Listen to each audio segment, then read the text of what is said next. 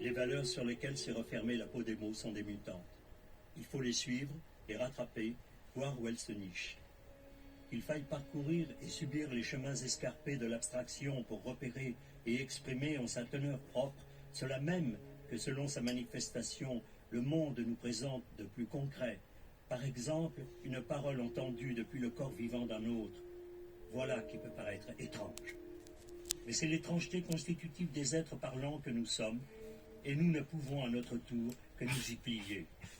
Face à la parole d'autrui se manifeste la racine de l'éthique.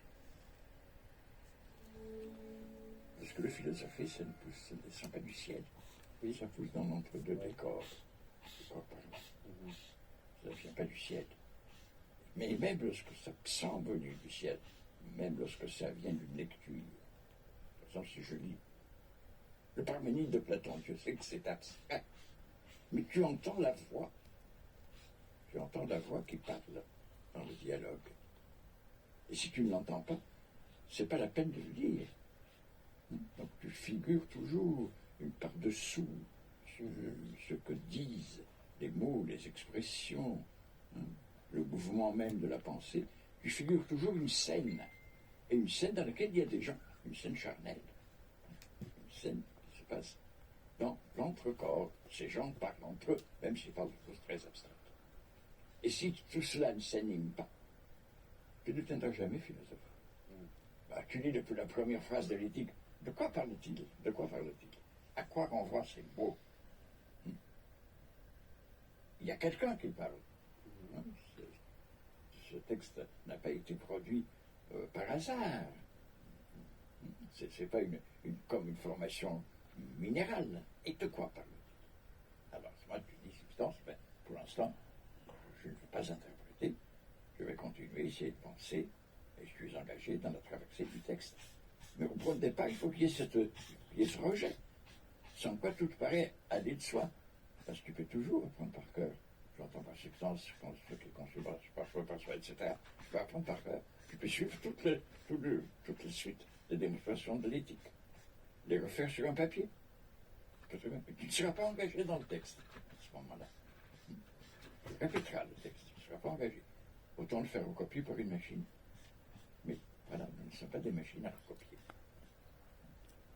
De ce fait que nous avons devant nous de l'écrit, nous sommes tenus ou bien de le laisser. Il n'y a pas de solution. Ou bien on le laisse. Et on peut le laisser en le répétant. Ou bien en dedans. Et on le traverse. Et si on le traverse, alors on s'engage. On s'engage dans le philosopher. Quelle que soit la forme que prend le philosopher. Dès l'instant où l'on assume le premier rejet, alors on philosophe. Quelle est la nature du désir de philosophie? Je crois que c'est très lié à des incidents tout à fait contingents de l'histoire individuelle.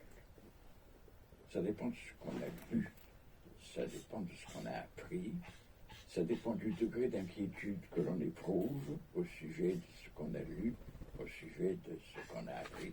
Ça dépend des gens qu'on a rencontrés, des figures symboliques qui se manifestent comme ça, comme philosophes, qu'on a lus, et qu'on se prend tout d'un coup à se figurer, à faire vivre dans leur chair. Quelqu'un qui est intervenu, pour moi par exemple, ça a été dans ma première jeunesse, la figure de Bergson. Bon, c'était de l'historique. C'était en 1931, 32, tu vois. Bergson était vraiment en pleine gloire à ce moment-là. On parlait que... Bon, donc on s'installe. On s'installe dans un champ d'interrogation qui n'est pas inanimé, mais qui est assez charnel, en tout cas pour moi, et qui se manifeste sous la forme de certains personnages. Comment la parole d'autrui qui me concerne, pourquoi est-ce qu'elle ne s'évanouit pas? Pourquoi dois-je me la rappeler? Comment se fait-il que je la remette en question? Et qu'en la remettant en question, alors la chose même dont il était question dans la parole semble